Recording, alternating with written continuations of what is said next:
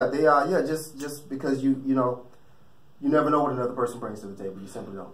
So, hey, welcome to Dakota Dragon Defense. I've never get a chance to have tea time here in Fargo, North Dakota, with a friend of mine, Dr. K, and he's going to tell you a little bit about himself, and then we're going to get to tea time. So you tell them about you, and hopefully they know a little bit about me, and then I'll pour the tea. Okay.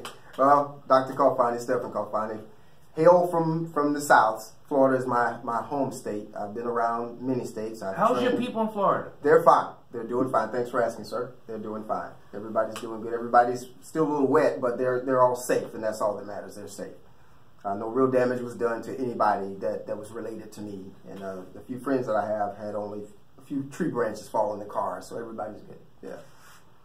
But I've been in the martial arts for a long time, since I was 10 years old. And you're as old as I am. Yeah, we're in our 50s, guys. We're not young men here. We're in our 50s. We're in pretty good shape, and we've taken care of ourselves, thank God. But we're in our 50s here. We're not new to this game. We're pretty much true to this game, and it's not a game to us. Martial arts is who we are. We're martial artists. It's not just an art form. It's a lifestyle. It's what we do. It's who we are. This stuff that you see here, this is Dr. Dwyer. This is Grand Master Dwyer. This is him. He drinks tea, guys. He has swords. He has times where he meditates. I don't do a lot of meditation, but he does. It's who he is. It's a great thing. It's a great form of relaxation. It's a great stress reliever. He's my new sensei. I have a few, and many of them will see this and say, I'm a sensei. You are. You still are, but we progress on, okay? I don't live in that state anymore, sensei. I'm sorry. I live in North Dakota, and so I have to find a sensei here, and I did, and he's Grandmaster Dyer. And now, coming from the streets of Florida, you had to fight your way out of that. How's that fight? It was easy for me. I did a lot of running. I did a lot of running when I was younger. That's why I decided to go to martial arts. But I'm also a former gang member. My buddies will see this and say he was in a gang. He was a real good fighter. That was years later. Years later.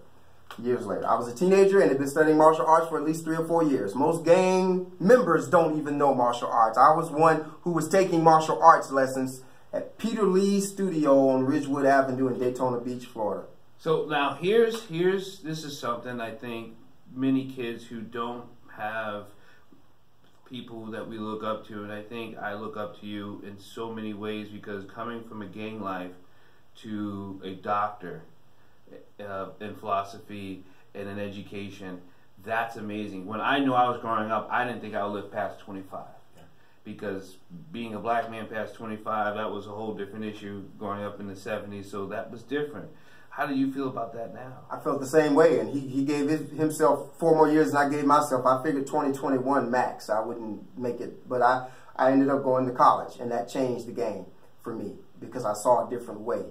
I saw that you can be educated, you can do some things that aren't street related, and garner people's respect and accomplish some things that would make you successful to a certain level. All depends on your definition of success. Everybody's definition of success is different. I've accomplished a lot in people's lives that to me mean more. Dr. Dyer and I, my friend and I, have talked about this, than any of the degrees we've earned or any of the accolades and achievements. We've made a difference in our students' lives, and our students have told us that. So that's our testament. That's our testimony. That's why we do this. It's because we wanted to make a difference in somebody's life. Yes, teach them something. Yes, teach them how to defend themselves, their friends, their family, whatever. But we made a difference, and they came back and told us that. And we didn't need to be doctors to make a difference. See, everyone can make a difference. Yeah. You really got to get your hands in the community and touch another life besides your own. Yeah. Now, things get missed in martial arts that it gets taken either out of context, it gets misconstrued or demangled somehow. People are bleeding in the streets. People are dying in protests for whatever reason they are protesting, for whatever reason, but the bloodshed is becoming a lot more, I think. What can we do? What are we going to do? That's a good question. I think if we knew the answer to that, we could stop it, and I don't see it stopping anytime soon. So each person, how can we help each person then? I think the way you can do it, it goes back to a song Michael Jackson sang many years ago about man in the mirror. Oh man, it's everybody. Yeah. Everybody just do your part. Do your part at trying to be a better person. Do your part at trying to stop something or an injustice if you see it taking place. I'm not saying be Superman or Spider-Man. That's not what I'm saying. I'm saying do your part to make a greater impact, a more positive impact on the kids that you're around, on the adults that you're around, in your community. And I think I wrote a paper about looking the man in the mirror or the person in the mirror and martial arts. And most of the people probably see this on martial arts because that's what we are. We're martial artists. But we actually teach the focus on the person in the mirror, which is in your inner self. Yeah. To bring that light out, to let that shine in a loving, caring, compassionate way. That's thousands of years of education. It's not just a new age thing for us. This has been going on for thousands of years. Thousands of years. I mean, since the Qing and the Ming dynasties, I mean, throughout all lands, through Africa, through Asia, throughout the continents, everyone's developed what you call an internal form of martial sciences that we've looked to the stars, we looked within ourselves, and we had to apply ourselves to nature. The Indians did it. And you're part Indian too. You're down there. So we teach that in our practices, and that has been taken out of commercial schools. I think it doesn't get looked on or focused on as much as others people do, and like our brothers and sisters out there. Yeah. Dr. Moses Powell used to say, protect your life, protect others. But if you don't know how to protect yours, how can you protect another? How can you protect another? Yeah. You know, so where do you think our next step can be? It's just changing the whole approach, like Dr. Dyer just said, because it's got to start within, and it's got to be within each individual. Change the whole approach. And that's no criticism at any sensei. We respect all senseis, and we love all martial arts styles.